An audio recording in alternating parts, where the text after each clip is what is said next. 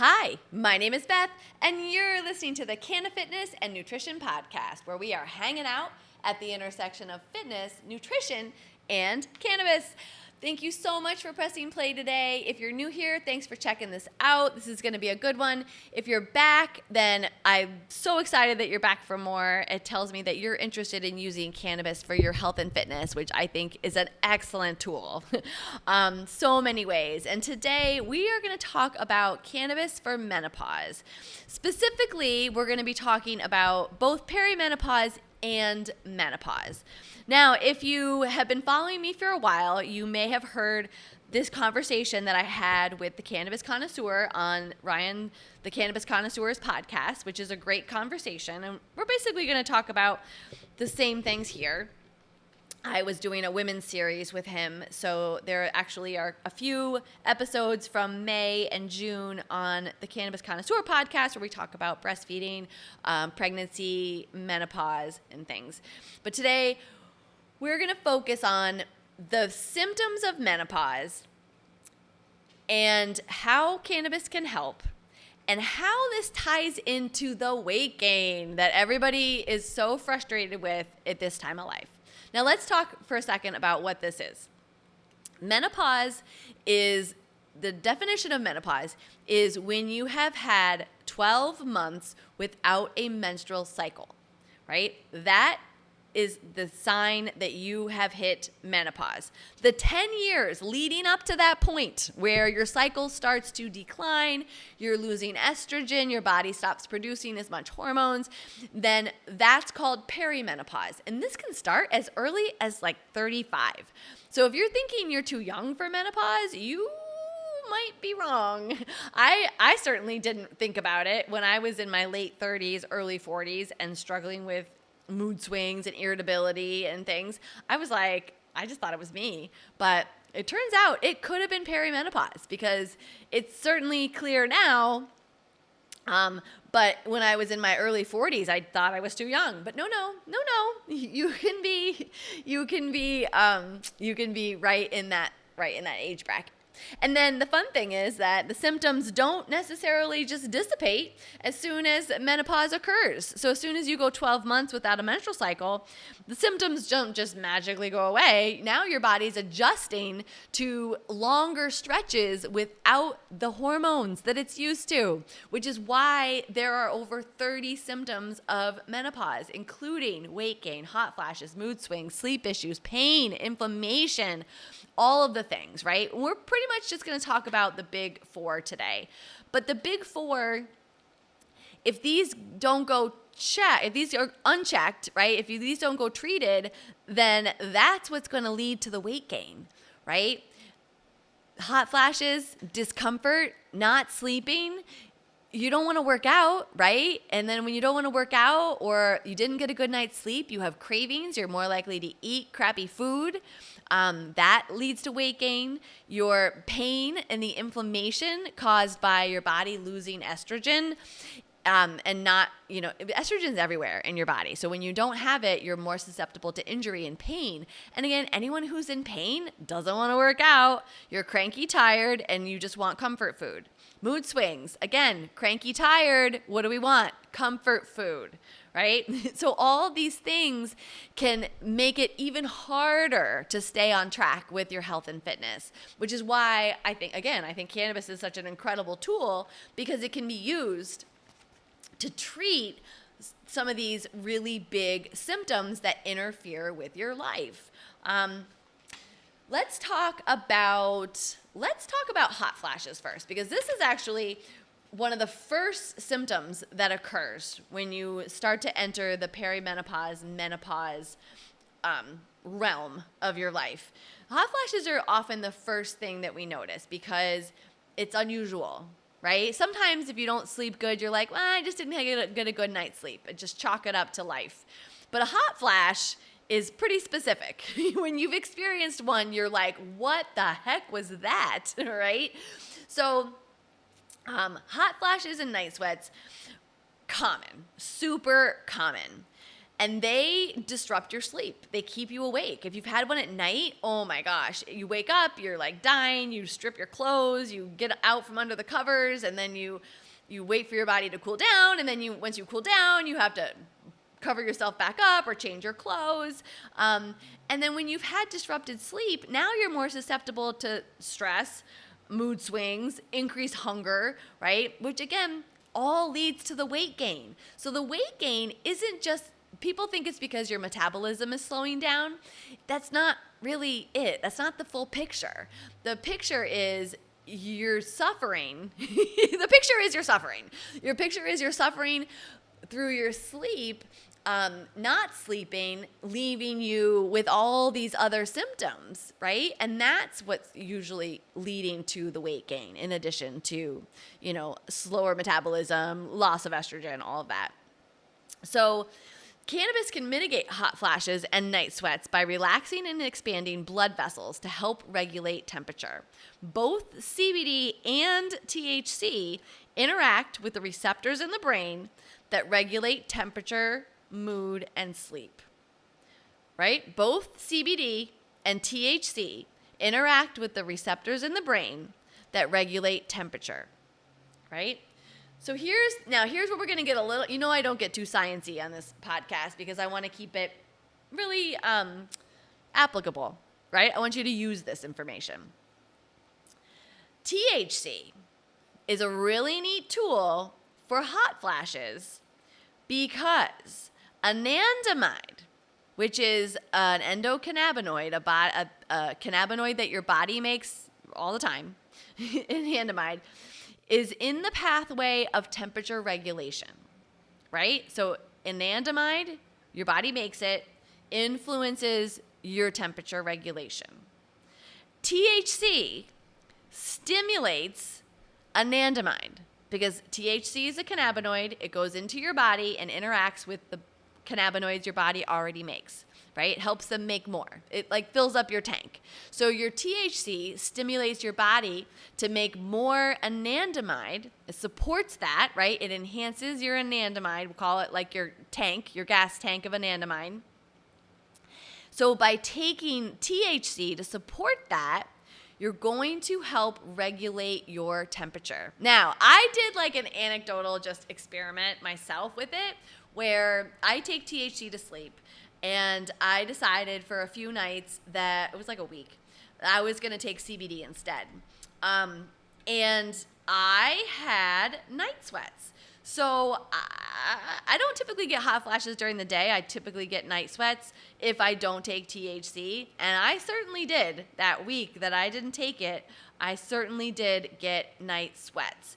Again, that's anecdotal, and it's a week, and it could have been hot outside. Like, I'm not saying that that's science. I'm just saying that I experienced it. So I recommend using THC at night to mitigate any hot flashes. I recommend a combination of THC and CBD for your best bet, which actually brings me right into the sleep conversation, because that also is going to give you optimal sleep.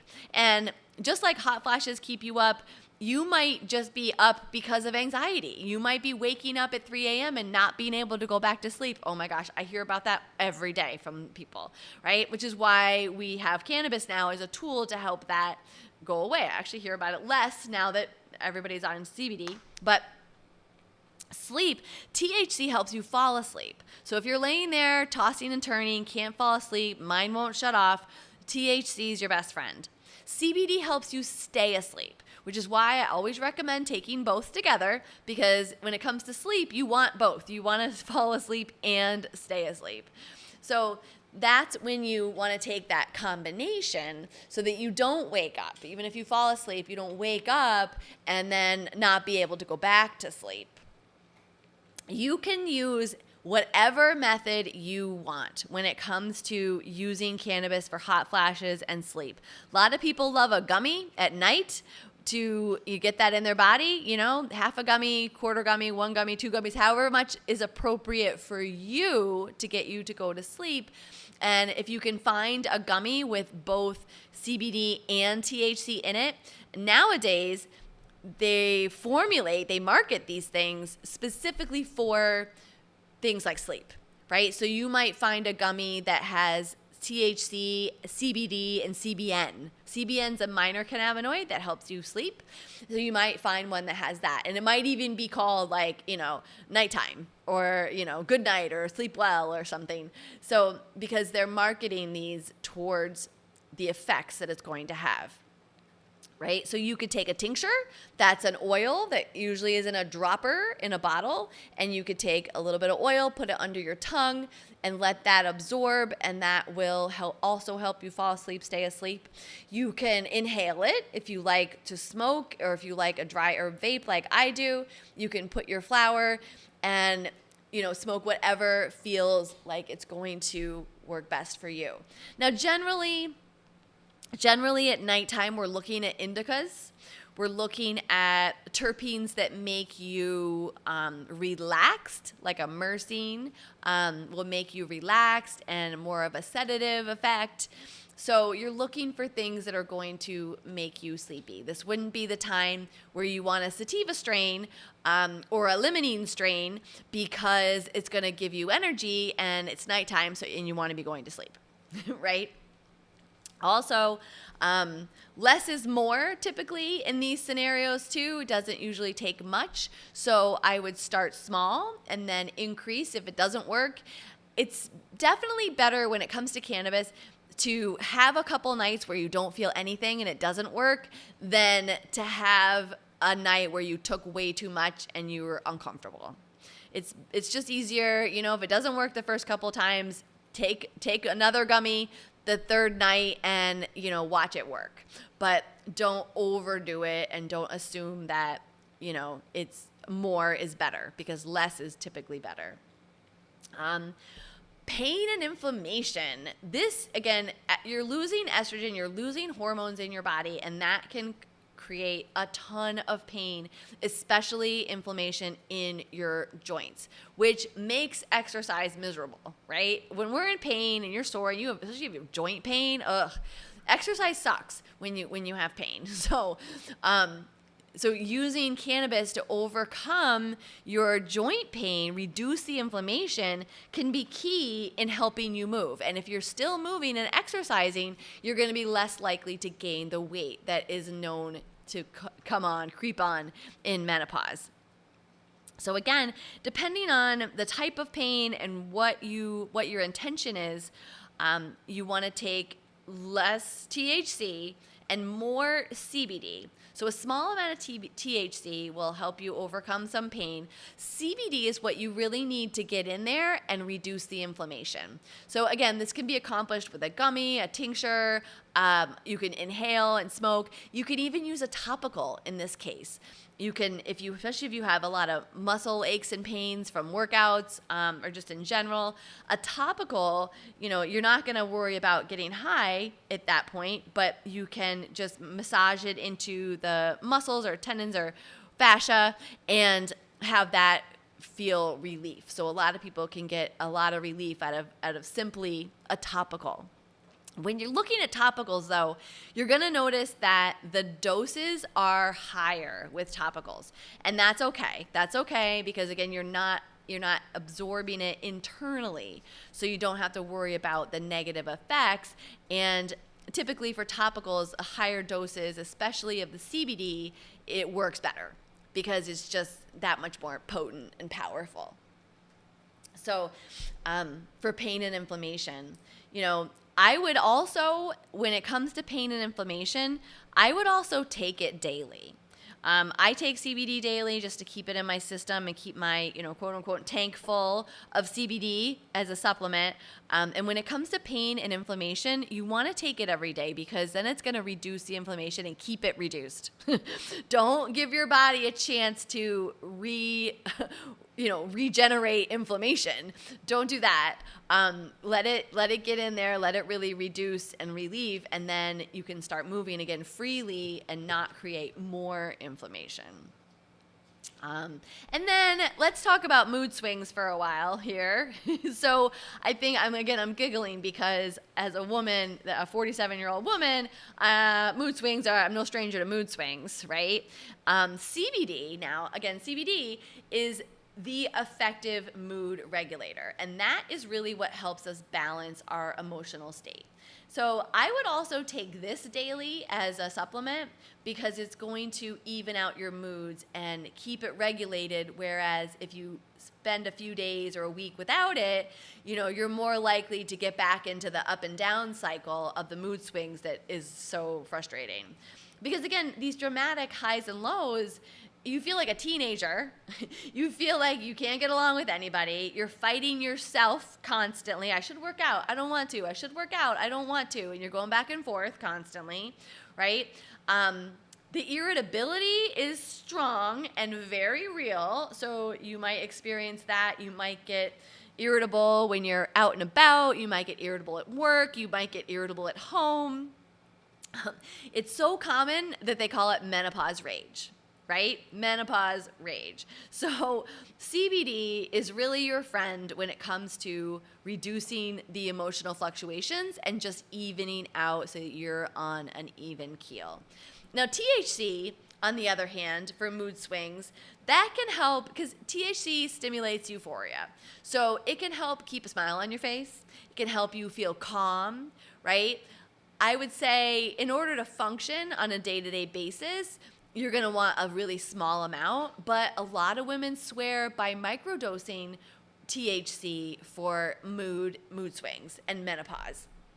So, a small enough amount so that you're not high and you're able to function, or combining a small amount with CBD so that you're not really high at all, but that you have just that calm, the calm and centered feeling.